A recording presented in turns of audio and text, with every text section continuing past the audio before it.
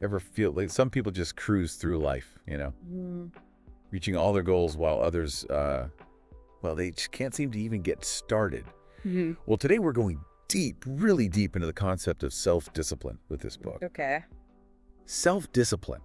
Why Mhm. self-discipline is lacking in most discipline and how to unleash it now Mhm. by Curtis Leone Right. will uncover those secrets behind this, I don't know, almost superpower, Right. the self-discipline. Hmm. And forget those little bursts of willpower. This is all about real lasting change. Yeah, and what I think is so interesting is this book really challenges that whole idea of being disciplined, meaning you're like super strict and serious and, Right. just like some emotionless robot. It actually goes into how important it is to understand your emotions, to manage them, Okay. so that you can make choices that actually, line up with what you want. Yeah. No, that, I that, that makes a lot of sense. So it's not about like ignoring your emotions. It's about working with them. Totally. But okay, so how does this book define self-discipline? So it says it's basically being able to control really all those inner things. Okay. Your emotions, feelings, all your behaviors, what you do, your thoughts even. Yeah. And really importantly, avoiding going overboard with unhealthy stuff. Okay, got it. It's like that bridge that gets you from I have a goal to I did it. So almost like that inner compass, right? It guides you Yeah. even when there are all these temptations around. Exactly. But okay, so many of us struggle with this, right? Like those New Year's resolutions, we all start out so strong, but then life. Why is that? Yeah, it's a great question.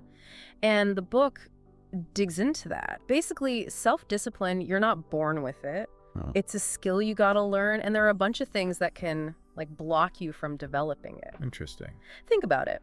If someone's always telling you you're not disciplined, or if everyone around you struggles with self-control, Yeah, I see that. you start to believe that about yourself. It's like a self-fulfilling prophecy. It's like you're putting these roadblocks up without even realizing it.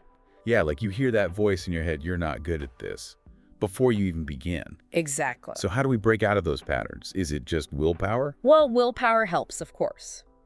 But it's kind of fleeting, It's like Yeah. that initial push that gets you going. But what really keeps you moving is the self-discipline part.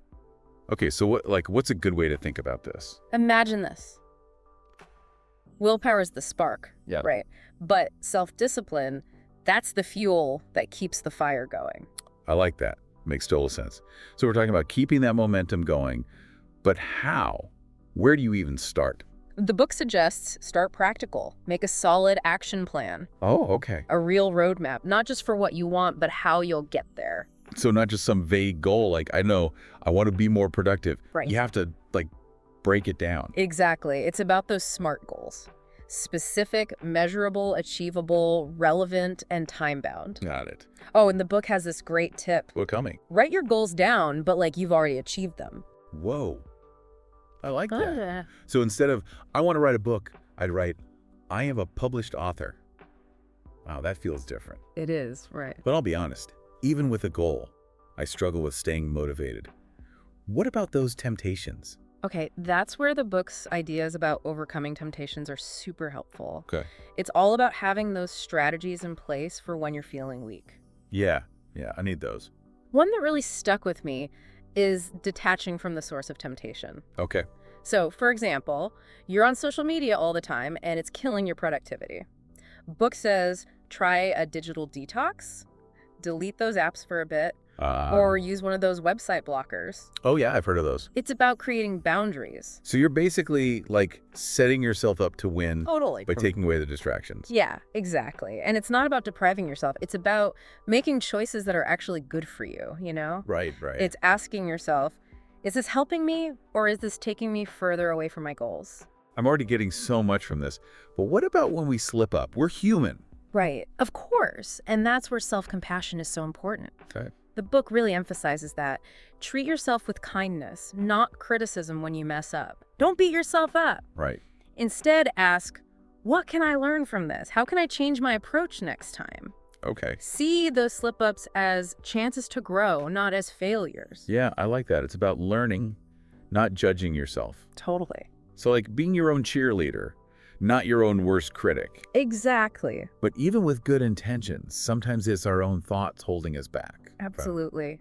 The book gets into how powerful our inner dialogue is. It talks about this thing called mental programming. Interesting. Imagine your mind like a computer. If you keep feeding it negative thoughts, I'm not good enough, I always fail, Oh, it's gonna run those programs. I see that. And your reality will reflect those beliefs. And that can really mess you up. So basically, we're sabotaging ourselves without even realizing it. Yep. Okay, but how do we reprogram for success? Anything in the book about that? Absolutely. There's this idea of using mantras. Mantras. Like, you know, those positive affirmations you repeat to yourself? Right. It's kind of like replacing the bad programming with something good, something empowering. Okay. So let's say you're trying to build confidence. Yeah. You might repeat something like, I am capable, or I am worthy, or, you know, I believe in myself. Yeah. And when you keep feeding your mind those positive messages, you actually start to rewire your thinking. You create these new neural pathways that help you reach your goals. Okay, that's pretty cool. But I gotta admit, sometimes those mantras sound, I don't know, a little cheesy. Do they actually work? I get it. They can feel a little weird at first. Yeah. But here's the thing. The book mentions all this research showing how they can actually change your brain over time. Really? Yeah. It's about making a choice, you know, choosing what thoughts you want to cultivate. That makes sense. And the book says, make those mantras personal. So instead of just repeating some random phrase, try connecting it to your why, you know? Oh, my why. Okay. That deeper reason behind your goal. Got it. Okay. So let's say my goal is to start a business, and my why is I want more freedom and flexibility. Okay, perfect example. So my mantra could be something like, I am creating a life of purpose and abundance. Exactly. Okay, yeah. Or I am a successful entrepreneur. Something like that. That's it. You got it. It's about finding what speaks to you and your goals. Right. Oh, and one more tip from the book. Write down your mantras and put them where you can see them. Oh. Like your bathroom mirror, on the fridge, even your phone lock screen. Ah, that's a good one. You're constantly reminded of your goals and those positive beliefs. Okay, so it's like visual cues. Yeah. I like it. But even with mantras and a good plan, self-discipline can feel, I don't know, kind of hard. It can be tough for sure. Are there any other strategies in the book that can help, help us stay on track? Definitely. One thing that really stood out to me was the emphasis on self-care. Oh. It's like the foundation for self-discipline. Makes sense. You got to prioritize your physical and mental well-being. So like sleep, managing stress, eating healthy, all that. Exactly. The book explains that when you're tired or stressed out, your brain just doesn't work as well. You can't make good decisions, resist those impulses as easily. Right. It's like trying to run a marathon without training or, fueling your body properly. Yeah, you're going to crash. Totally. You're setting yourself up for burnout. It's like they say, you can't pour from an empty cup. Exactly. You got to take care of yourself first. Okay. And the book points out that even little things can make a big difference. Like what? Taking a few minutes to meditate, listening to some calming music, Right. or simply eating more fruits and vegetables. So it's those small, consistent things. Exactly. Building those micro habits of self-care. Makes sense. Okay, but does the book talk about specific exercises to boost self-discipline? Oh, it does. And some of them are pretty interesting. One that I thought was cool was the delayed gratification challenge. Okay, tell me more about that. I'm all about instant gratification, to be honest. Well, this one's all about resisting that urge for instant rewards so you can achieve your long-term goals. Oh, okay. Simple things like delaying your coffee break for an hour, or maybe saving money instead of impulse buying something. So like flexing that self-control muscle. Exactly. And the book says each time you resist that urge, you're getting stronger. Okay. You're building that ability to delay pleasure, make choices that align with your big goals. Makes sense. It's like mental toughness training. It's like proving to yourself that you can do it, right? Exactly. And you can start small, gradually making the challenges tougher. I like that, a gradual approach. Yeah, build that momentum and confidence over time. Oh, and there was another one, the discomfort challenge. Discomfort challenge. Okay, that sounds a little scary. What is that?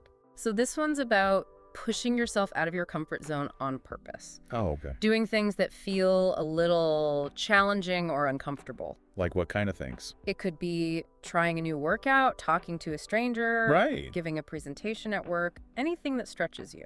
So those moments of discomfort are actually good. Yeah, they're opportunities for growth. The book explains that every time you push past those feelings, you're building resilience. You're expanding your comfort zone. I see. So it's like life begins at the end of your comfort zone. Exactly. Embracing that discomfort opens you up to new possibilities. I like that. Yeah. But okay, with all these exercises and techniques, it can feel overwhelming. It can be a lot, yeah. Any guidance in the book on creating a personalized plan? Oh, absolutely. It encourages you to experiment. Yeah. Find what works for you. Okay. Build your own self-discipline toolkit. Toolkit, I like that. Fill it with the strategies that fit your personality and your goals. So it should feel empowering, not like a punishment. Exactly. And remember, it's a journey, not a destination. Right. There will be ups and downs. The key is to be patient, celebrate your progress, and never give up on yourself. That's really encouraging. This has been so insightful. We've covered so much.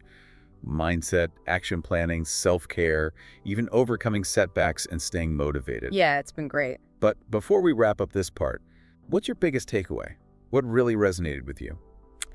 You know, what really hit me was the connection between self-discipline and freedom. Oh, interesting. It's realizing that self-discipline isn't about restriction. It's about giving yourself the power to choose what you really want. Okay. It's breaking free from those impulsive behaviors, those negative thoughts that hold you back from living a life you truly love. Wow, that's a powerful way to look at it. It's not about limiting yourself. It's about liberating yourself. Exactly. That's inspiring. Yeah. And something we can all work towards no matter where we're at with our self-discipline. Absolutely. We all have that power to choose, to shape our lives, create a reality that reflects our deepest desires. So well said. This has been such an inspiring conversation. We've explored the why behind self-control, the importance of self-care, those mantras and exercises, and the liberating potential of self-discipline. Yeah, we've covered a lot. But there's one more piece of the puzzle, the practical side of putting this into action in our everyday lives. Right, the nitty-gritty. And that's what we'll dive into in the last part of our deep dive. Okay, awesome. We'll unpack the book's advice on creating your personalized plan, setting those SMART goals, and keeping track of your progress. Sounds like a plan. Can't wait to dive back in and explore those practical strategies. See you in part 3. Welcome back to our deep dive into self-discipline. It's been a journey, hasn't it? It really has. We've talked about mindset, planning, self-care, even how to handle those setbacks and stay motivated.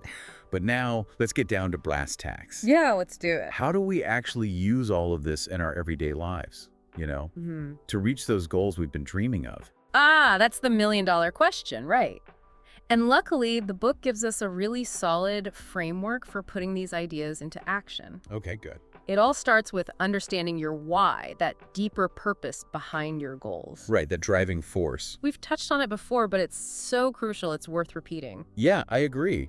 But I'll be honest, sometimes even with a clear why, a big goal can feel, overwhelming. Oh, absolutely. It's like staring up at this massive mountain. Exactly. Where do you even begin? Well, that's where the book's advice on creating a detailed action plan comes in. Okay. It's about breaking down that huge goal into smaller, more manageable steps. So instead of the whole mountain, just focus on one step at a time. Precisely. But how do you make sure those steps are actually taking you in the right direction, right? Yeah, good point.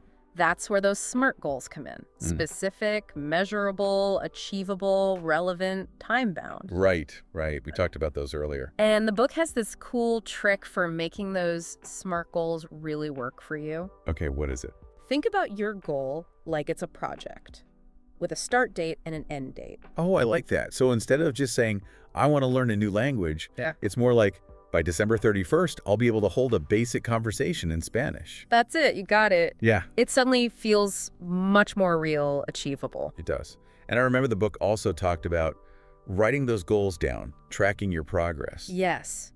That's so important. It keeps you accountable and it helps you build momentum. Right, like you're actually moving forward. But here's something I think people forget sometimes. Then celebrate those wins along the way. Oh, yeah. Big or small, it's so motivating. It is. It's like giving yourself those little rewards, those pats on the back. Exactly, to keep that energy going. So what kind of rewards are we talking about? It doesn't have to be anything big. A relaxing bath after a week of hitting your workout goals.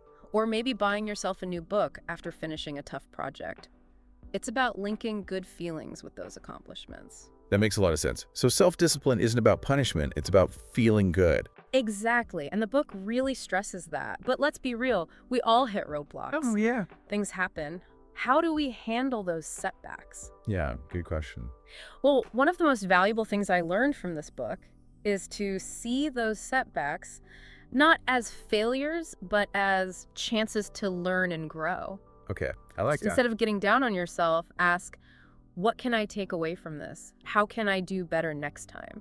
So it's about using those setbacks to get stronger.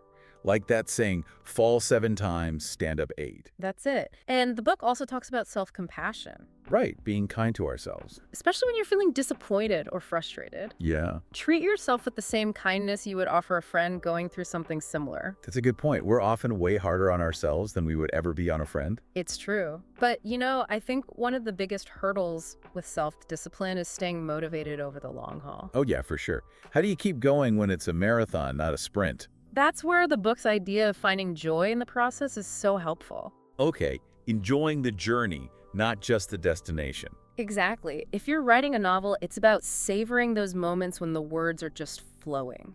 I see that. If you're training for a marathon, it's about appreciating how your body is getting stronger with each run. Right.